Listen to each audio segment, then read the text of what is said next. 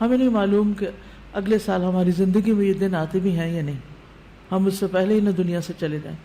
اس لیے بہت ضروری ہے کہ ان 10 دنوں کی پلاننگ کریں کہ ہم نے کیا کیا کرنا ہے. صرف وہ کام کافی نہیں جو ہم ہر روز نیکی کے کام کرتے رہتے ہیں، مثلا جو روٹین میں نوافل پڑھ رہے ہیں یا صدقہ خیرات کر رہے ہیں یا اور نہیں، مزید بھی کرنا ہے. صحابہ ان دنوں میں انتھک محنت کیا کرتے تھے. سعید بن جبیر ذی الحجہ کے 10 دن داخل ہونے کے بعد عبادت میں بہت زیادہ کوشش کرتے تھے، حتیٰ کہ وہ اتنی محنت کرتے کہ لگتا کہ وہ اس کی قدرت نہیں رکھتے، یعنی اپنے آپ کو اتنا تھکا دیتے کہ لگتا کہ بس اب اس سے زیادہ کچھ کر نہیں سکتے، آخری درجے تک. اب نیک اعمال میں سے افضل عمل جو ان دنوں کے لیے پسندیدہ ہے وہ اللہ کا ذکر ہے. نبی صلی اللہ علیہ وسلم نے فرمایا کوئی دن اللہ کے ہاں ان 10 دنوں سے زیادہ عظمت والا نہیں ہے، اور نہ ہی کسی دن کا عمل اللہ تعالیٰ کو ان 10 دنوں کے عمل سے محبوب ہے. یعنی نہ دن ان دنوں سے افضل ہے اور کوئی اور عمل اس سے افضل نہیں. بس تم ان 10 دنوں میں کثرت سے لا الہ الا اللہ، اللہ اکبر اور الحمدللہ پڑھو، یعنی تحلیل، تکبیر اور تحمید. اب اس کے لیے یہ جو کلمہ نا سبحان اللہ والحمدللہ ولا الہ الا اللہ واللہ اکبر، یہ ان تینوں کلمات کا مجموعہ ہے اور اس میں سبحان اللہ کا اضافہ بھی ہے. اسی طرح اللہ اکبر لا الہ الا اللہ واللہ اکبر وللہ الحمد. ٹھیک ہے، اس میں بھی تینوں چیزیں آ جاتی، الحمد بھی آ جاتی ہے، اللہ کی حمد بھی آ جاتی ہے، اور لا الہ الا اللہ اور اللہ اکبر بھی آ جاتا ہے. صحابہ کرام جو تھے ان میں سے ابن عمر اور ابو ہریرہ رضی اللہ عنہما ان 10 دنوں میں بازار کی طرف نکل جاتے اور دونوں تکبیرات پڑھتے، یعنی مل کے بھی پڑھتے. لوگ ان کی تکبیر سن کر تکبیر کہتے، یعنی یہ پڑھتے تو جو سنتا تو وہ بھی کہنا شروع کر دیتا. تو لوگ ان کی تکبیر سنتے کا کیا مطلب ہے کہ یہ تکبیرات اونچی آواز سے پڑھ رہے ہوتے تھے. آپ دیکھیں گھروں میں اکثر لوگ گنگناتے رہتے ہیں یا کچھ، تو گھروں میں بھی تکبیرات اونچی آواز سے پڑھیے، چلتے پھرتے اونچی آواز سے پڑھیے تاکہ دوسروں کو یاد آ جائے. اونچی آواز سے پڑھنے کا مقصد اصل میں کیا ہے؟ یاد دہانی، کہ دوسرے لوگ بھی پڑھنا شروع کر دیں. پھر اسی طرح محمد بن علی جو تھے، ان صحیح بخاری میں آتا ہے کہ وہ نفل نمازوں کے بعد بھی تکبیر کہتے تھے.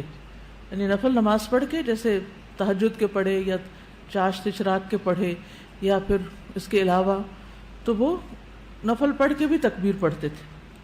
اسی طرح عورتیں بھی تکبیرات پڑھتی تھی. ابن عمر منا کے ان دنوں میں نمازوں کے بعد بستر پر، راستے میں اور دن کے تمام ہی حصوں میں تکبیر کہتے، یعنی وہ ہر موقع پہ کہتے. انہوں نے صرف نفل کے لیے خاص نہیں کیا تھا، یہ صرف بازار کے لیے نہیں بلکہ بستر پہ بھی کہتے اور راستے میں بھی اور خیمے میں بھی اور ہر جگہ. اور ان میں سے کوئی بھی آپ الفاظ پڑھ سکتے ہیں، اللہ اکبر لا الہ الا اللہ واللہ اکبر وللہ الحمد، اور اللہ اکبر وللہ الحمد، اللہ اکبر. اسی طرح اللہ اکبر کبیرہ، اللہ اکبر و اجل، اللہ اکبر وللہ الحمد. پھر اللہ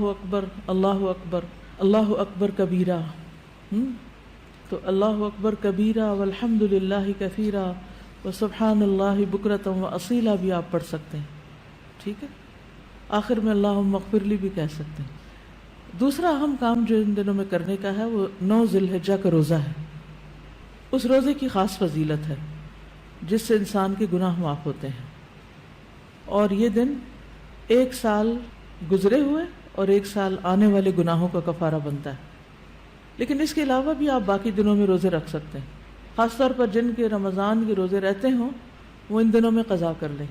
جو شوال میں نہیں کر سکے، ذوالقعدہ میں نہیں کر سکے، اب ذوالحجہ میں کر لیں. اجر کا اجر ہے اور اپنے فرض کی ادائیگی بھی ہو جائے گی. شوال کے روزے تو الگ الگ رکھنے پڑتے ہیں، لیکن یہ آپ ملا کے بھی رکھ سکتے ہیں، کیونکہ ان پہلے 8 دنوں کے روزے کو مخصوص نہیں ہے. یہ ہم نفلی روزے ثواب کی خاطر رکھتے ہیں، لیکن اگر قضا رکھ لیں تو بہت اچھا ہے. اور ان دنوں کا سب سے افضل عمل قربانی ہے. اقوال میں تسبیحات ہیں، افعال میں قربانی. تو مجھے امید ہے کہ آپ سب نے قربانیوں کا بندوبست کر لیا ہوگا. اگر ہر شخص الگ الگ نہیں کر سکتا، تو مل کے بھی اکٹھے ہو کے بھی قربانی کر سکتے ہیں، کیونکہ جان کا صدقہ تو کبھی بھی کیا جا سکتا ہے.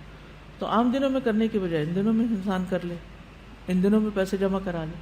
خاص طور پر غریبوں تک جو پہنچایا جاتا ہے گوشت، اس میں انسان اپنا حصہ ڈال لے. ایک طرف کیا کرنا ہے، تسبیحات کی کثرت، اور دوسری طرف کیا چھوڑنا ہے، غیبت، چگلی، تانا، فضول میں لغو باتیں، ہنسی مذاق. اپنے شر سے دوسروں کو محفوظ رکھنا، اپنی زبان سے دوسروں کو اذیت نہیں دینا.